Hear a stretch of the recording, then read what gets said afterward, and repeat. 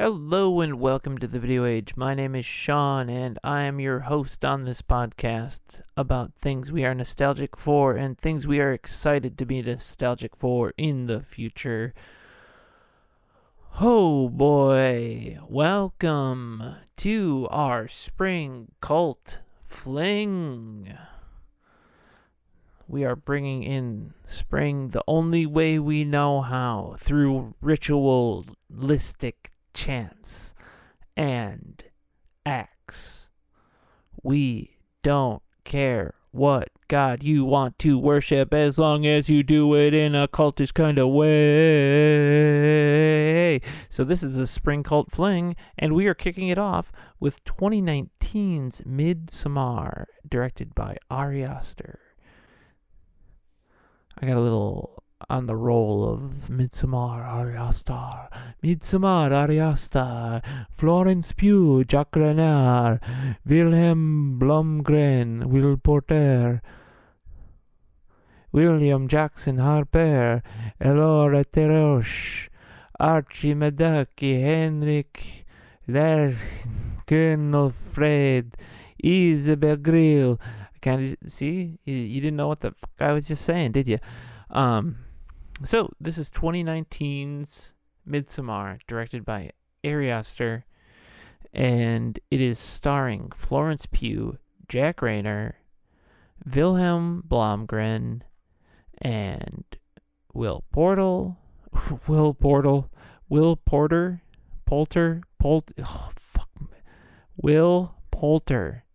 and William Jackson Harper, a.k.a. Chidi from The Good Place. And they are four friends and their girlfriend. One of their girlfriends. Holy crap. This is the second feature-length film directed by Ari Aster. He directed Hereditary in 2018 and Beau is Afraid in 2023. I've seen all of these movies and they are excellent and also highly anxiety inducing. We have Florence Pugh as Danny and Jack Reynor as her boyfriend Christian, and his friends are played by Wilhelm Blomgren, like I said, who is Pal. William Jackson Harper is Josh. Will Poulter is Mark. And they are the titular Four Friends, even though the title is not Four Friends. It's Midsommar. Maybe one of the titles is Four Friends Go to Midsommar. I think that might have been one of the working titles. Who knows? This is a movie from 2019. And it being a movie from 2019, well, you know what that means. It's about a breakup. That it doesn't mean it's about a breakup because it's from 2019. I was rambling.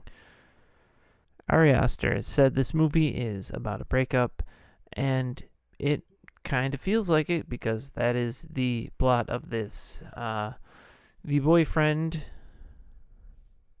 Christian, wants to dump his girlfriend, Danny, and she has gone through a horrific life experience very recently, and his friends and him had already planned to go to the Midsommar Festival of their friend Pal.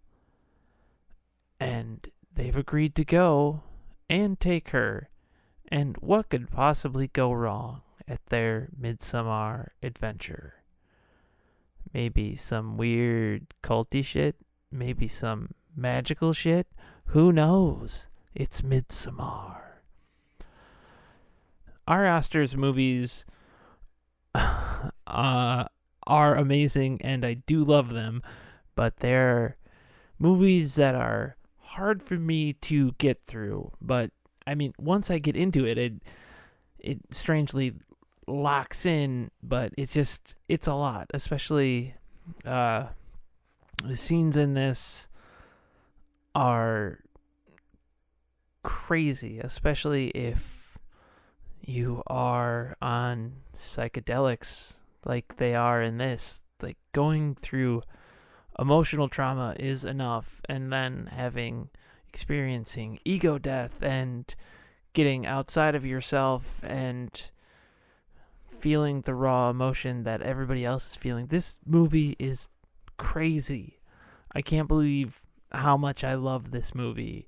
It is so fucking good. I was blown away. I put this off for so long, and I finally watched it, and it's so beautiful. It's so good. It is vicious and brutal, and it has teeth, and it is wonderful, and I can't believe how much I like this movie. It's it's crazy. It is just, I didn't know. It's weird. I knew every beat of this movie going into it because it's been out for so long, and it became prolific. So it's like, oh, I don't really need to see every frame of this movie. I know it. I know what happens. I know about, pubes baked into baked goods. I know about the cliff scene. I know about everybody tripping. I know about this. I know about that. I know, what happens with the skin the fool game. I know what happens. But then every second of this movie just kept going, oh yeah, you know what's happening. Okay, here's this. Here you go. Here's this. And it's just like, I didn't know. It's not a spooky cult movie. It's about finding your family. And, some families are a little bit different. But yeah, I've expounded on how much I love this movie. It's exceptional, and like I said, suffering from anxiety and stress and everything in the world, especially, it's weird that this movie is comforting and nice in ways, and I cannot explain it. It is so strange and lovely. So now I'm going to talk about the movie in depth. I'm going to spoil it and just talk about all the stuff that happens in it. The movie opens on a screen, a wooden screen, dividing screen. I don't know. Has many different pictures depicting what we'll learn is the legend, the religion of the people in the village. It is their Rudy Rotter, their holy book, which we'll learn in a little bit. But now we meet Danny. This is Florence Pugh. She is dealing with a situation. She's trying to get a hold of her sister, who left her a ominous friggin' message a few hours ago and has not responded, and she is freaking out. She's trying to get a hold of her, and she's now trying to get a hold of her boyfriend, Christian, and he is not much of help. He is on the phone with her and just, well, babe, it'll be okay, all right, okay. And she, she says, okay, I'm going to calm down. I'll calm down. It's okay. And then we see the message that she got from her sister, and it is, I believe it says, everything is black. There is no hope. I'm taking mom and dad with me. Something like that. And so yeah, she's needlessly worried because, I mean, she's not needlessly worried. She knows that her sister is bipolar and she is very deeply disturbed. As Danny's talking herself down, she gets a call from an unknown number, and we see what happened at the house, at her parents' house. The cars in the garage are running. Two hoses run from the exhausts of the cars into the house. One is to the sealed up parents' bedroom. It is duct taped closed. And then the other hose leads to Danny's sister, who is at the computer. And the hose is duct taped to her face. It is terrible. Danny is destroyed.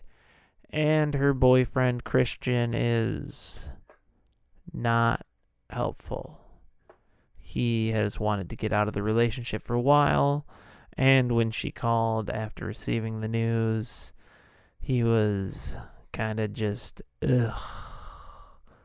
But now it is months later or weeks later, and he's headed out. Oh, I'm just headed out, babe. Well, where are you going? I didn't want to wake you up. I'm not sleeping. Oh, I'm just gonna go get coffee with my friends. Okay. So she goes to a party. They're going to a party. Yes, that's what it is. They're going to a party. And at the party, they discuss that they're going to Sweden for Pell's Midsommar festival. And she goes, what? I thought you said you were interested in doing that. Yeah, interested in doing it, so we're doing it. When were you going to tell me you're doing this? Well, it's not really settled. When are you going? Next week. Oh, okay. And then they have some more discussing, and she's like, what the fuck, bro? And he's like, what? I mean, I said I wanted to do it, so now I'm doing it. I mean, if you want to go, I'm sure you could.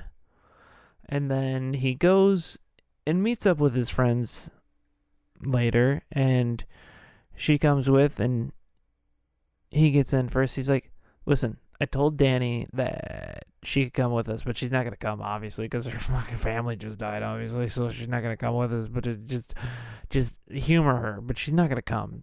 But, humor her, because I said she could come, and you guys are fine with her coming, and okay, so it's cool. Oh, hey, honey, hey, babe, hey. So, yeah, the guys are cool with you coming, so if you wanted to come. And she's like, yeah, are you sure? Oh, yeah. And Will Poulter, Will P grabs Christian, says, hey, can you help me with this over here?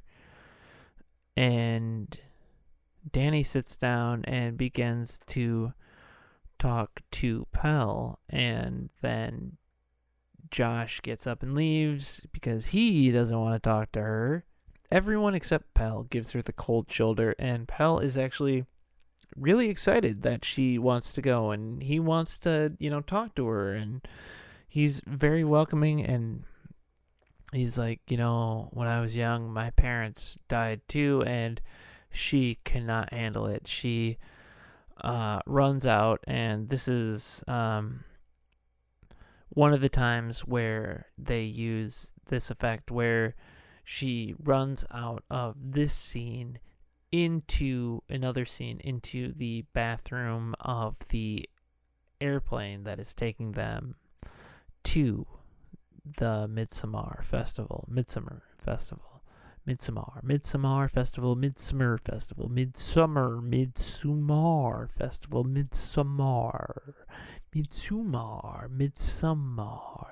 Midsumo.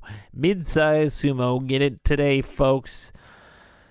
She is in the bathroom on the plane, and she's pulling herself together. She is dealing with her panic attack. She's dealing with her stress. She's managing it. She's not really dealing with it. She's pushing it down, pushing it aside, getting it out of the way. She is with the guys, and they head into the festival grounds, and the camera does a thing where it turns upside down, so it's like, hey, you're going into this scene upside down. We forgot to flip they done forgot to flip the film back the right way, so now it feels like you're entering some sort of weird place. I wonder if that was intentional. As they get there, Pell says, oh, hey, well, this is where we stop and kind of first gather around with people, the young people coming back to the village, and we usually do a shitload of mushrooms when we're in this field, so if y'all want to do some mushrooms. And Danny's like, I don't really want to do mushrooms right now. And Christian's like, well, if you don't want to, then I won't, because she's like, you can. He's like, no, if you no. If you don't, yeah, then I can't. Okay, we don't have to do them. Okay, you guys can do them, and then like I can do some later maybe. And his friends is like, if you don't fucking do them with us now, then we're not gonna do them, because it'll be all fucked up, because we'll be high and then you won't. It's like all or nothing. Danny's like, oh my god, let's just fucking do the mushrooms, holy shit. And then everybody's like, okay, cool, let's do the mushrooms. And then everybody's like, woo, we did the mushrooms, and now we can talk cool like this, and now we do the mushrooms, and we did the mushrooms, and now we do the mushrooms, and we did the mushrooms. So they did the mushrooms, and they realize that the sun doesn't go down during the Midsummer Festival, or whenever they are, or it stays up late. They got the midnight sun, baby. Midnight sun burning that midnight oil. That's how you do it. You get the midnight sun, boom, jingle bingo. Needless to say, Danny has a little bit of a freak out, and she runs into the woods and into a cabiny area, and this is where in the background we see her sister just barely in the shadow. It's fucking creepy. It's very well done. You don't see it directly, you don't get a ton of these. It's there. And it's her freaking out, and she's on mushrooms, so maybe it's not there. Ooh. I lied. Danny has a full-on bad trip and sees her mom and dad asleep on a couch with her sister there. And she looks at her and smiles. Gee! Ah! They arrive at the idyllic, beautiful little village where Pell is from, and we're introduced to Father Odd and many other members of Pell's clan, and they are welcomed and brought into a large 2-story longhouse, basically, which is bunks on the floor, and everybody sleeps in one big room. So if there's a crying baby, you're gonna hear it. The day they arrive is actually Danny's birthday, which she mentioned to Pal before they had left. Because, hey, we'll be there. We'll arrive on my birthday. So, that'll be kind of cool. And Pell has got her just a little something. I don't even remember what it was. A flower? Or, oh no, it was $100,000. And it wasn't $100,000 bar. He got her $100,000. It's crazy. It's like, nah, it's no big deal. Don't worry about it. But it's like, wait, Christian didn't forget your birthday, did he?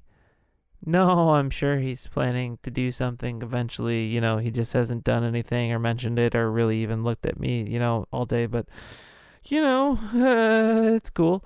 And then, like a half hour later, Christian has a shitty little flower, and he's like, "Hey, I got a cupcake, or I got a piece of cake, with a candle, and I can't light the candle, but it's the thought that counts. Hey, I didn't forget. I love you." We have the group talking to many different people in the village, learning things about how they make their money, about their agriculture, their water power plant that they apparently have. The village, there are many different little things that pique your interest, that sound kind of strange if you think about them too long. And we hear several conversations, both from Josh and Christian, and they are looking for research subjects for their anthropology studies. Josh is looking for something, and Christian is kind of sussing it out. But Josh has already decided that he wants to study midsummer festivals, and that's what they're doing. They're touring around, going to different midsummer festivals, and Christian has nothing locked down because he's kind of a loser, and we're meant to hate him. He sucks. We also hear that there are different stages to the life cycle in this village. They are 18-year cycles. 1 through 18, 18 through 36, 36 through 54, 54 through 72, and what after 72? Pell makes a slash across the throat motion, and everybody goes, ha ha ha. But we do see at the dinner that we have some old people sitting at the head of the table. And they're in kind of ceremonial robes, and everybody waits for them to start the dinner. And then eventually they begin singing, and they all walk to the cliffs. And during this initial introduction, before the dinner, we meet Simon and Connie. They are a couple who was brought in by Ulf, I believe, or they might have been from Ingmar. Ingmar is a great, happy, smiley guy who has mushrooms, and he's very nice. Ingmar, he's a great guy. But I think he's the one who brought Simon and Connie, and they are a English couple, and they are there as well as everybody goes to the cliff ceremony. And at the cliff ceremony, the two old people that were at the head of the table go up to the cliff, and everybody's milling about at the bottom of the cliff, and then the old lady jumps head friggin' first into a big stone, and she is dead at the bottom of the cliff. And everybody's hooping and hollering and freaking out, but our people are just like, what the actual effing F? But Danny is just transfixed. She can't look away. She's terrified, it seems. like everybody else, Simon and Connie are freaking the fuck out. Simon is freaking out. And the leader of the clan, Siv, Mother Siv, I believe her name is, talks Simon down. This is, what we do, what we believe in. They did this willingly. Please understand. Please respect our wishes. Simon's like, F that. And then the old guy jumps off the cliff, and he doesn't successfully do it. He's still alive, and everybody's freaking out. And his family gets a big old dang hammer and takes turn caving his skull in. It's a big yikes, but holy cow. Everybody is transfixed and terrified, but not in the way Danny is. Something is happening. We go back to the big house, and Christian is talking to Josh. And Josh has already said to people, he's like, damn, I'm locked in. This is what I want to do, my whole thing about. And then Christian, back at the big house, was like, hey, Josh, hey, buddy, old pal. So yeah, I want to do my thing about this place. Josh is like, are you fucking serious? You fucking weasel rat bastard piece of shit. Are you fucking serious? You want to do it about this now, once we're here, after seeing that. Now you want to do it about this. You fucking prick. And Christian's like, what, dude? I don't see why you're so upset. This guy is a fucking douchebag. Oh yeah, there's a bear in a cage. Don't worry about it. At some point, Pell talks to Danny about how this community embraced him and lifted him up when his parents died. He tells her about how, they treated him like family, brought him in. And, this upsets her. She has an upsetting nightmare about everybody that she's with leaving in the middle of the night and driving off. And as they're driving off, in the back of the car is her fucking sister looking back at her. Ah! But she wakes up. It is a nightmare. There's another anecdote I don't remember. The joint thesis. Oh, it's not an anecdote. They're going to do their thesis together, Josh and Christian, because Christian talked to Pell about doing his thesis on their festival first. So Josh has begrudgingly agreed to do a joint thesis on this festival, as long as they keep everything anonymous, as they get the exclusive rights to talk to people and the elders about what the actual F is going on. Josh discovers that despite the fact that they said they don't really do inbreeding, that all the profits from this village are from direct, purposeful inbreeding. And Christian hasn't found dick out because he's a dumb guy.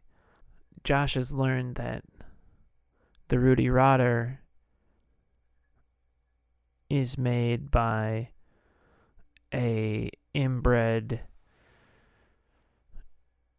so-called prophet who draws down the ruby rotter, and then it is interpreted into what they see and paint all over the walls, and the magical, quote-unquote magical practices they practice. There is a dinner, and it might not be a dinner, or they're just fricking around on a field, And Mark goes and takes a pee, and it happens to be on their ancestral tree, and everybody gets pissed off at him. There's one guy who's just like, you fucking suck. And he's someone from the village, and everybody from the village has been really chill, except this guy who's like, hey, no, fuck that. You pissed on our fucking tree, you fucking asshole. That's our ancestors, you fucking dick. And Mark's like, it's a tree. What's wrong? It's a tree. What's wrong with this guy? It's a tree. What's the deal with this tree? Later at night, Mark, who was implicitly told not to take pictures of the Rudy Rotter, sneaks into the temple and is taking pictures of the Rudy Rotter. Earlier at dinner, Mark, who had pissed on the ancestral tree, was hit on by a cute girl he's been seeing, giving him the eye here and there throughout the day. And she said, hey, can you join me? And he's like, hey guys, dinner was fun, but I'm going to go get a honey bun, if you know what I mean. He doesn't say that, but he runs off with the girl. And after everybody settles down, Josh sneaks out to the temple where he's going to take some pictures of the Rudy Rotter. And he gets clubbed over the head. Oh, the frick? And it's like, wait, Mark, is that you? Are you naked? And then we see him. In his face, in his eyes, it looks like there's eyes in his eye socket? What? And someone's lips?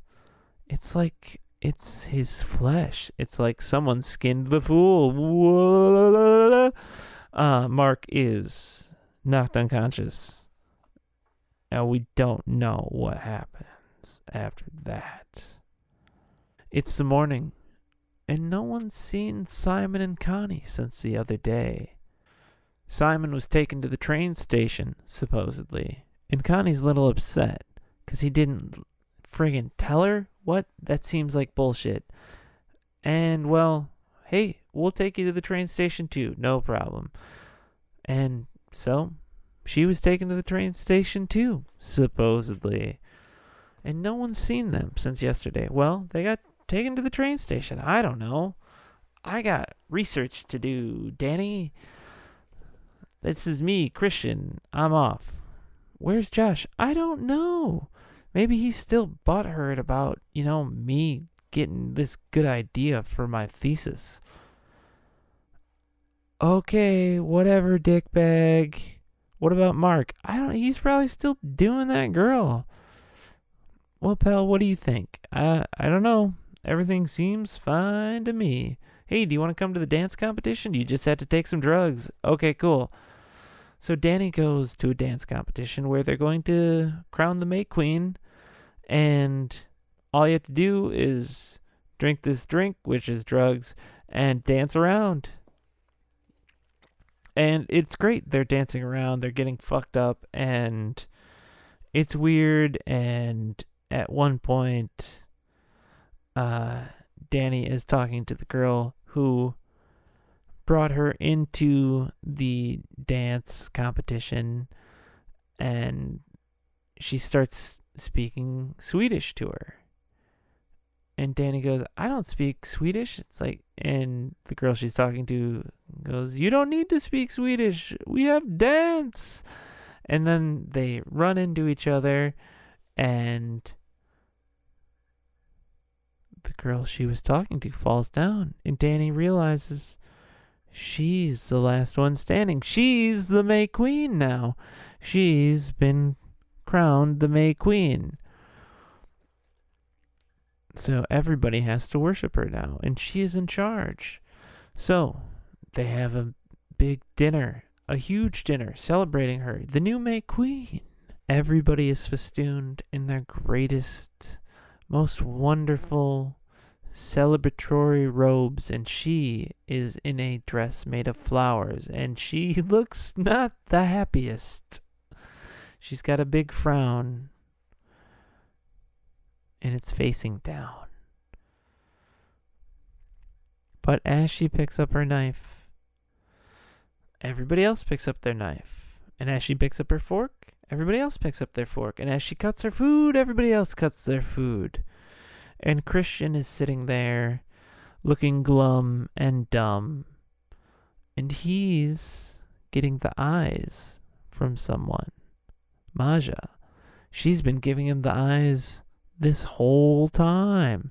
She's been there the whole time.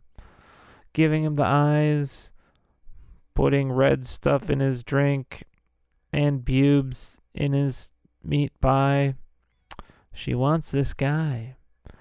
She wants his seed. Yikes. The elder Civ has said, hey, Maja is good to go, so you can go and get it. And he's thinking about this during the dinner, where the May Queen, his Danny, is controlling everybody. And then the May Queen has to be paraded around. And Christian's like, well, I guess I could go to the temple and do the sex thing. And the sex thing is Maja lying naked on the floor, surrounded by a choir of naked ladies. Not weird at all, Christian. What are you doing, man? What are you doing? So he starts doing the sex. Yikes. Danny is being paraded around in a cart that is being drawn by other women. The thing is happening in the temple, and Danny comes back, and she wants to know where Christian is. And she hears the wailing and yelling coming from the temple, and she goes and she sees, and then she is destroyed. She is taken to the longhouse where she is wailing.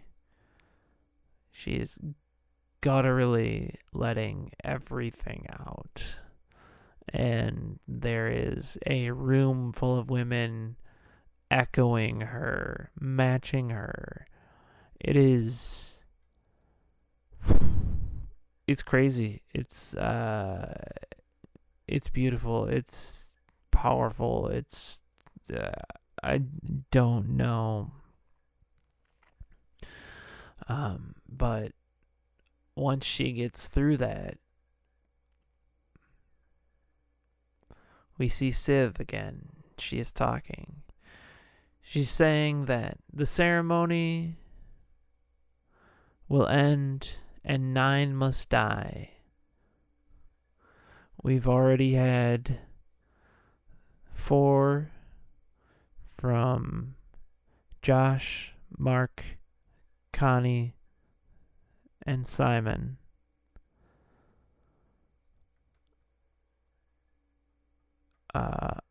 Ingmar and Ulf, I believe, makes 6.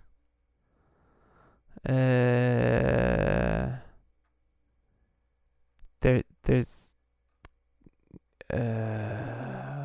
shoot.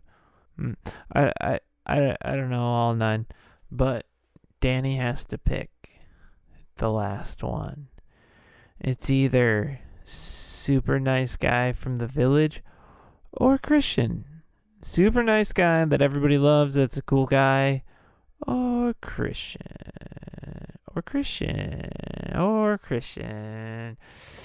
Ooh, it's gonna be Christian. Yep. He has been paralyzed with a drug, cause screw this guy.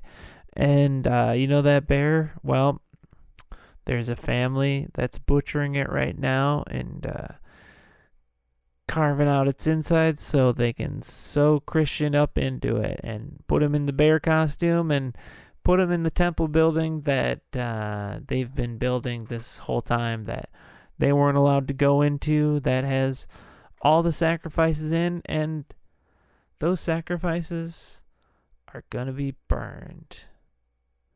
There's a few living sacrifices that are getting some drugs to help ease the process of burning. It doesn't dull their pain, though. They feel it. They just are fucked up. And we see everything that's in there. There's lots of flowers in there, and the sacrifices. There's 9 people that are being sacrificed, and Christian is the bear. I believe he's supposed to represent all the bad for the year. And he's in the big hay Lounger in the middle of it all. And it burns. And it all burns. And Danny's ridiculous, terrible frown is finally turned upside down as she smiles beautifully as it goes up in flames. And she has found her family. She is fixed. She's no longer broken from what happened to her in the past. And it's beautiful. I mean, she got rid of the toxic people in her life in a crazy way. But yeah, that's the movie. That is Midsommar. I've walked you through the whole movie. Oh my goodness gracious, golly gee. Shazam! I'm sure there's things I forgot. I'm sure there's things I didn't say. I'm sure there's things I didn't expound on enough. But that's what happens. I'm sitting here talking directly into a microphone with my notes and IMDb open. And I just want to tell you, I really like this movie. It's beautiful, and, getting through trauma isn't easy, and getting through a breakup isn't easy, and sometimes you need to figuratively kill off some things, let things go, let things die, let things wither on the vine. You don't need to hold on to toxic people. You don't need to hold on to things that don't make you better or don't make you happy. You can just let go. And it might not be easy, but you can do it. You can let it go. And it doesn't have to be a Frozen reference. So yes, I strongly recommend this movie. If you want to see it, see it. It is a good movie, and there are tough parts to watch, but it's cathartic as hell, I think. Go watch it.